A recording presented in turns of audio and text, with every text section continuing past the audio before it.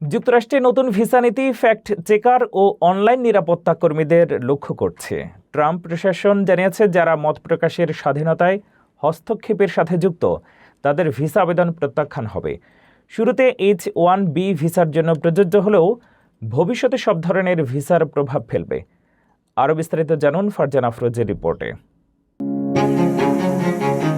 যুক্তরাষ্ট্রের নতুন ভিসা নির্দেশনা নিয়ে সম্প্রতি তীব্র বিতর্ক সৃষ্টি হয়েছে। ট্রাম্প প্রশাসন ঘোষণা করেছে, যারা online fact checking, content moderation, ভুল তথ্য প্রতিরোধ বা অনলাইন নিরাপত্তার মতো কাজে যুক্ত তাদের অতিরিক্ত যাচাই বাছাইয়ের আওতায় রাখা হবে। পররাষ্ট্র দপ্তর বিশ্বের বিভিন্ন দেশ থেকে ভিসা আবেদনকারীদের সামাজিক যোগাযোগ মাধ্যম প্রোফাইল সহ সমস্ত তথ্য খতিয়ে দেখার নির্দেশ দিয়েছে।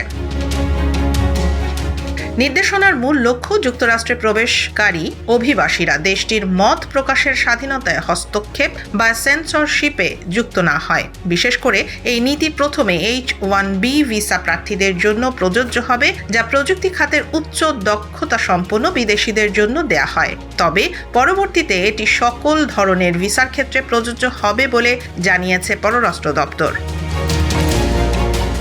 নির্দেশনাটি নিয়ে বিশেষজ্ঞরা সতর্ক করেছেন। তারা বলছেন, ট্রাস্ট অ্যান্ড সেফটির মতো গুরুত্বপূর্ণ কাজকে সেন্সরশিপের সঙ্গে মিলিয়ে দেখলে প্রযুক্তি খাতের কর্মীদের ওপর নেতিবাচক প্রভাব পড়তে পারে। শিশু সুরক্ষা, অনলাইন প্রতারণা বা যৌন অপরাধ প্রতিরোধে এই ধরনের কার্যক্রম অপরিহার্য।